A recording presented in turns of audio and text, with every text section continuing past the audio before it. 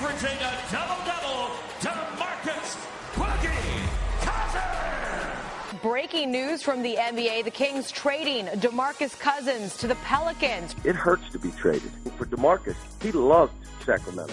He did not want to leave Sacramento. All-star questions first, please. Yeah. All-star game questions. What other questions we got? Hey, DeMarcus, can you kind of sum up your all-star experience? Oh, really? Hodges put on the greatest consecutive three-point shooting exhibition ever. If you are not a great player and people assume that you might cause trouble, they're not going to have you because it's too big a business. He feels like he was blackballed from the league for being outspoken on African-American issues. I feel like I should still be playing. I feel like I can still play. I know that I know the game of basketball. You know, we're firing coaches in mid-season. We're firing coaches in mid-season. You know what I'm putting in my contract? You can fire me at mid-season, but you're going to have to pay me $3 million. Oh, you'll let me stay now, won't you?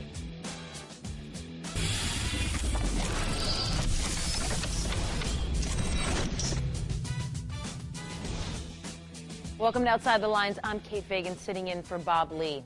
This season, the Sacramento Kings and their star DeMarcus Cousins engaged in a very public love affair. Just last week, the 6'11" All-Star said that someday he wanted his jersey to hang in the Sacramento rafters. The feeling was mutual, said the Kings, denying they were even taking offers for their big man. Take a look at this video from 1 month ago from inside the Kings locker room. Okay, where Andy? Andy, would you like me to remain here? It's not my fault, but I would say, for me, I would say no. Okay. Well, guess what? Guess what, people? I'm here. The full video of his interaction with reporters can be found on SacB.com. Of course, a team saying no trade would ever happen is a good indication a trade is about to happen. And one did. On Sunday night, the Kings sent Cousins to the New Orleans Pelicans in exchange for 3 players, Buddy Hield, Tyreke Evans, and Langston Galloway, and 2 draft picks, a protected first-round pick and a second-round pick in the June draft. If you're thinking what I'm thinking, then you're not thinking anything. You're just too baffled at how lopsided this deal is to even process it. Get this, when someone on Twitter plugged this deal into the video game NBA 2K17, the deal gets rejected. The Kings reject it. See? So what happened here? Why would the Kings make this deal? Why the intense disconnect between public statements and actual intention?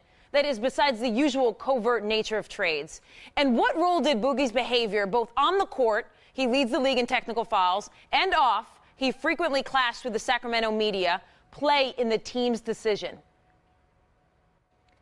For more on what was happening and what went wrong in Sacramento, we welcome in Jason Jones. He's the Kings and NBA writer for the Sacramento Bee, and he tweeted after the trade, trading Cousins is a, quote, culture change. Jason, let's start here. How much did Cousins' off-court behavior impact the Kings' decision to trade him? Oh, it's definitely part of it, but it's one of those weird things where his behavior really isn't much different than it's been the previous 6 seasons. What it's always been was that the majority owner of Vivek Ranadive has not wanted to trade him regardless of what happened on or off the court. So that's what had to change for DeMarcus to eventually get moved. Jason, I know that in every NBA trade there's a level of secrecy that's veiled about what a team is thinking and possibly what a player is thinking. But in this case, it seemed like people were just out and out lying about what was happening behind the scenes. Is there a reason for the intense disconnect on this particular trade? Part of it is there's a disconnect a lot of times in the front office with the Kings. People were split on how they felt about DeMarcus. Some people love him, some people hate him. It's kind of how it was in the community as well. It goes back and forth, and for years, the one constant had been Vivek Ranadive loved DeMarcus and was not going to let DeMarcus go. And if you remember a couple of years ago, there were the talks between the Lakers and the Kings about moving DeMarcus then. And the one thing was Vivek Ranadive did not want to move DeMarcus. And if you look back, obviously hindsight's great, but that was probably going to be a better deal than what they eventually got for DeMarcus. Yeah, why did they trade him? Depends on, you got different. Part of it is that $200 million extension that was coming up. Did you feel comfortable essentially giving your franchise to DeMarcus at this case? He's got the 17 techs this season. His next one will be another suspension.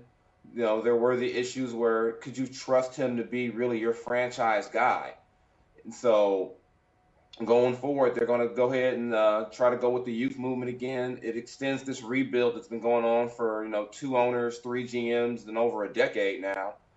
But they're going to try to reboot again, try to go young, and try to start this process all over again, because the last couple of years, the plan had always been add veterans to build around DeMarcus. Now, I think universally, folks have said that the Kings didn't get much for DeMarcus Cousins. In your mind, is that a referendum on Cousins' value across the league or the dysfunction of the Kings franchise? I gave you an either-or there.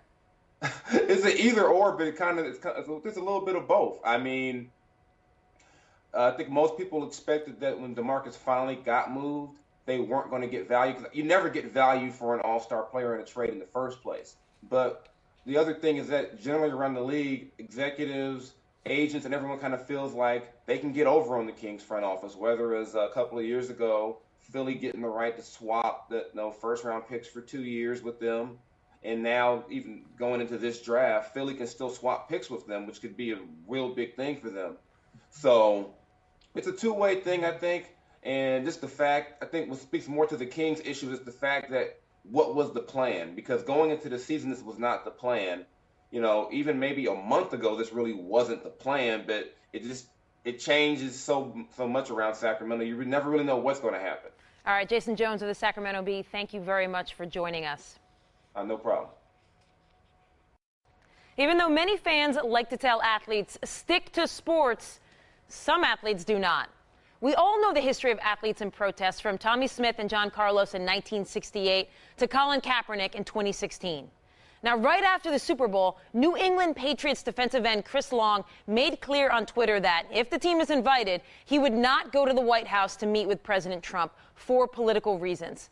On Friday, on Twitter, Long systematically responded to the most popular criticisms he heard. Take a listen. This one right here says, quote, "Stop being self-important. I'm no longer a fan." Long responds, "I'm self-important, but you thought this was important enough to bring to my attention, eh?" Someone else saying, quote, "You hate the troops." Long says, "The secondary focus of my foundation, out of 2 causes, is veteran support. Do your research. Also not relatable." Someone else says, quote, "You should go talk to Trump if you want change." Long responds, "I'm skipping a photo op, not a congressional hearing." The interplay between sports and politics consistently lands in the headlines. But over the years, in this rich history, one man is often forgotten: Craig Hodges. The smooth shooting NBA guard played 10 years in the league and won 2 titles with the Chicago Bulls in the early 90s. After this second title in 1992, Hodges visited the White House of George H.W. Bush along with his Chicago teammates. But Hodges set himself apart by wearing a dashiki and delivered to the president's assistants a letter asking the president to better address the injustices faced by the black community. Hodges, then age 32, never again played in the NBA. And a few years later, the guard filed a lawsuit against the NBA, alleging a conspiracy to blackball him from the league because of his political actions at the White House. Here's what David Stern, then the NBA commissioner, said at the time, quote, "I was even at the White House when Craig wore the dashiki. I thought it looked great, and I told him so." And here's what Phil Jackson, then the Bulls coach, said at the time, quote, "He was a great team player, never caused any problems, and I respected his views. I also found it strange that not a single team called to inquire about him. Usually, I get at least one call about a player we've decided not to sign. And yes, he couldn't play much defense, but a lot of guys in the league can't. But not many can shoot from his range either." We're now joined by Craig Hodges, who has chronicled his time in and out of the NBA in a new book titled, quote, "Long Shot: The Triumphs and Struggles of an NBA Freedom Fighter." All right, Craig, let's start with this. Political activism has seemed more frequent over the last 2 years, at least it has seemed. How have you felt watching it? Well, I feel great to see the young guys have a great support base with social media, and to have some type of social consciousness and activism, and to have a platform to speak from, because the window and opportunity isn't always going to be there for you. So them getting the opportunity to do it now, I think is great, and it's good for our people. What risks did you think you were taking in 1992 when you handed that letter to the president's advisors and assistants? Did you know of the risk? Well, you know, you study history, and I'm a student of history, and I understand what other people have gone through and the ramifications of it. But at that point in time and at that point in my life, it was something that I knew was a cultural imperative for me, having been a child of the Civil Rights Movement, having studied what I studied. I felt that was the appropriate thing to do at that point in time in my life, and to speak on behalf of those who wouldn't get a chance to speak to the president themselves. Now, why did you feel as if there was a blackball against you? Like, what indications did you have, I'm assuming, as you entered free agency and didn't get any phone calls? Well, you know, if you just look at the statistical base of what I did during my career, 2 world championships, 3 consecutive three-point titles, records that still stand today, for me, it was more of an understanding of having been 10 years in the league, understanding what the inner workings of the league, and people come in all the time for look-sees and to see if someone can help your franchise. And I felt at that point in time, I knew and understood the game. I played for the world champions, and I felt like I knew I could help at least one team be able to get over the hump, so to speak. So when no teams called me, no agents would represent me, and then I had Tex Winter and Phil Jackson make calls on my behalf, and no one would call me back. So I understood that the die had been cast at that point. And did you feel that way in the moment, in the summer of 1992, that it had something to do with the White House trip, or was it only after reflection a couple years later? Well, it was after reflection, not only a couple years later, but probably months down the line as the season drew closer and no teams would call me and no agent would represent me. I kind of had some type of inkling that something was going on, but it wasn't until probably a year and a half later, prior to me suing the league, that I really understood what was going on, and that my clock for retirement started ticking the minute that the Bulls released me, and I didn't understand that you had to put in for retirement, that everything starts once you cut from your team. I mean, you played with Michael Jordan, who greatest player of all time, and also now has almost become symbolic of an athlete who hasn't taken a stand on a number of these controversial issues. Were those the discussions that you had in the locker room with Chicago during those years? Was it something that you guys even discussed about taking stands like this? Well, you know, one thing people should know, MJ played with me, but I'll keep that straight. All in all, you know, everybody has those conversations in the locker room. It's not anything out of the ordinary, because you are human beings. You see what's going on in the news, and especially with social media the way it is today, the conversations are going on. But so many times people understand the ramifications, that if you speak out publicly about certain things, there may be a certain hit that you might have to take economically. And I think now players are more conscious of it. Back then, even so, players were conscious of it, and I know that's why many players didn't take the stance that I took. How has that day at the White House impacted you, aside from just the NBA career? Well, you know, the economics of it is, you know, bottom line issue of it. But at the same time, I think it only emboldened me to study more. It only emboldened me to reach out and help more student athletes understand the impact of what they can do with sports in their lives, coupled with education, and continue to strive to do that. In fact, my book, I look at it as an economic development tool for poor people around this country, so that I can do my portion in redirecting how some of our economic flows within the context of the black community and urban centers across America. All right, thank you, Craig Hodges. I appreciate your invite. God bless and peace. All right, when we return, North Carolina State has fired head basketball coach Mark Gottfried, but he's still coaching till the end of the year, and that is causing some problems all around the coaching circuit. You know, we're firing coaches in midseason. You me? We're firing coaches in midseason. Coming up, Kentucky coach John Calipari is angry about what's happening to his contemporaries.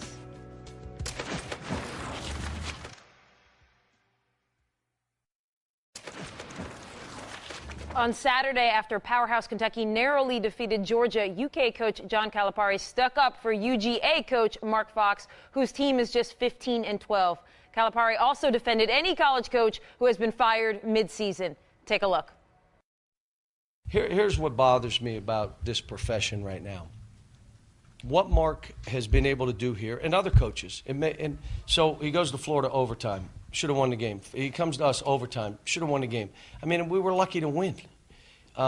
Loses at Texas A&M because the clock stalled.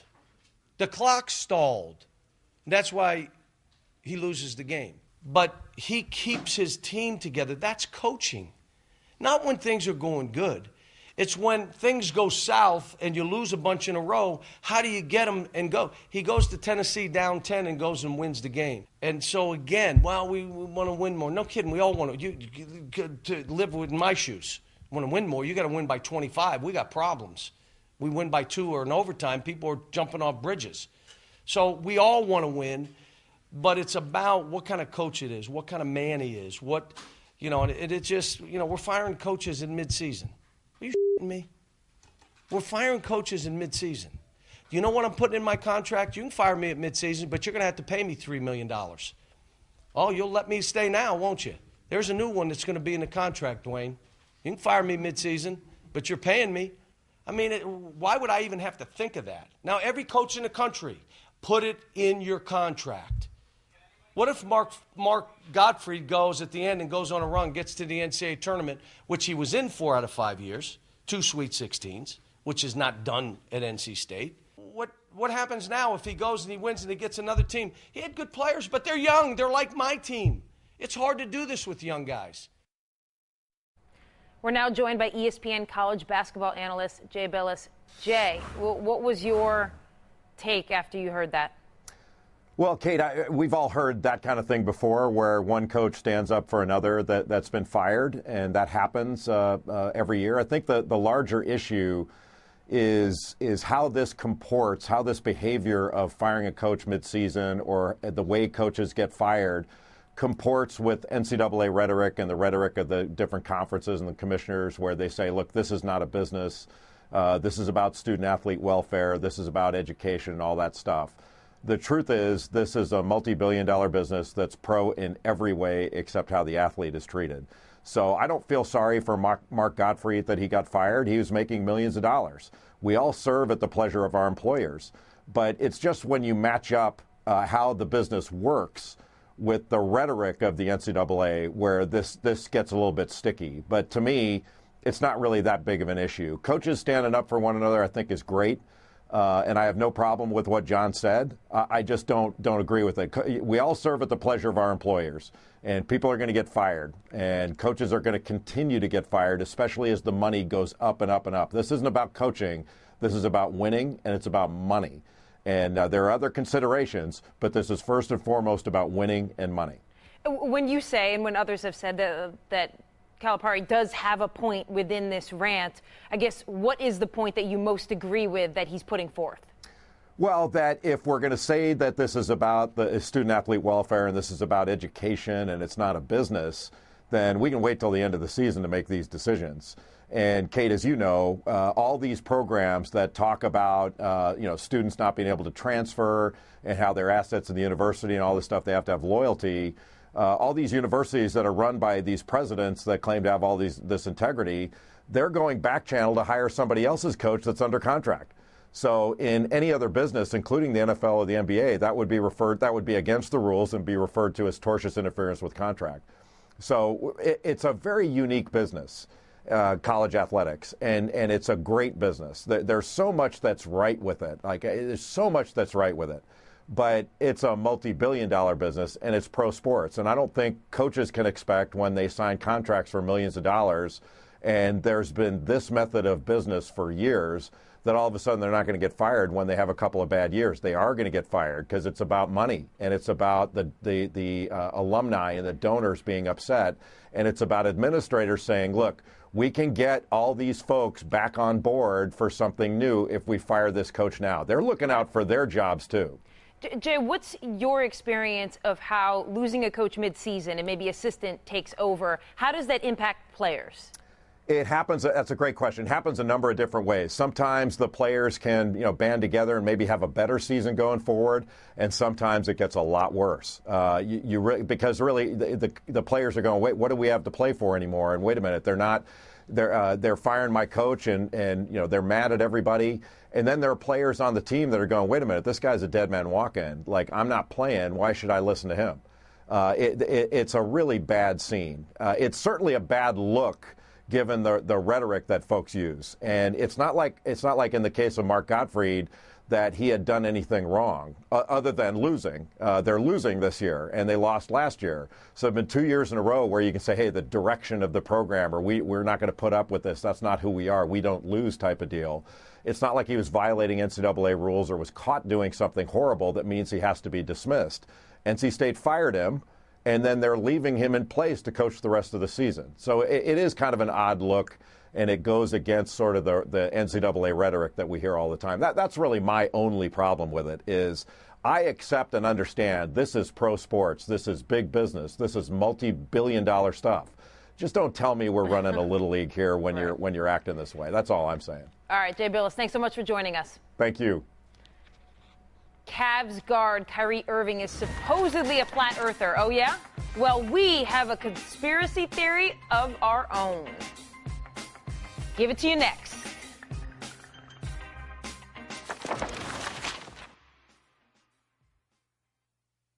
Yo, everybody get up! Everybody get up! Everybody needs to understand that I'm more than simply a hype man for this rap group. Just like Geico is more than just a company that can save you money. Geico also has fast and friendly claim service, so they can help you when you need it most. And while I do love being a hype man, I also love reading for children's audiobooks. Like Little Bo Peep, she lost the sheep, and she don't know where to find them. Yo! Geico. Expect great savings and a whole lot more. Big Monday doubleheader tonight is another ACC Big 12 showdown. Miami and number 18 Virginia tip-off at 7 p.m. Eastern from Charlottesville. Then it's on to Morgantown for number 12 West Virginia hosting Texas. After Texas and West Virginia, stick around for SportsCenter at night with Bucci and Steve Levy. Kyrie Irving said he believes the world is flat. A direct quote from his teammates' podcast, Road Trippin' with RJ and Channing. Quote, "The earth is flat. The earth is flat. It's right in front of our faces. I'm telling you, it's right in front of our faces." So let's examine what's right in front of our faces. Irving issues the second most ridiculous counterfactual opinion possible. Second only to perhaps, quote, "the sky is red." And this opinion means Irving starts trending on Twitter. He's the chatter of NBA All-Star Weekend. Everyone everywhere is Googling him and talking about him and defending the roundness of the world. Guess what coincided with Kyrie's flat earth announcement? Well, Pepsi released the latest short in Irving's Uncle Drew series where Kyrie plays an OG. Better than the NBA All-Star game. What's better than this? Who should I vote for? People already voted already. Huh? Where your mind at? Quit yelling at me. You know I'm indecisive. The All-Star game's not necessarily about the votes. It's about getting buckets. Any, many. I think he's intentionally trying to make me mad. He know when I get mad, my bladder acts weird. These boys are putting on the clinic. Y'all not even watching it. But he talking about pigs. I'm going to go find a post stamp. Thank goodness. Kyrie also launched UncleDrew.com that same day. So I ask you, does Kyrie believe the earth is flat or that money is green? Thanks for watching.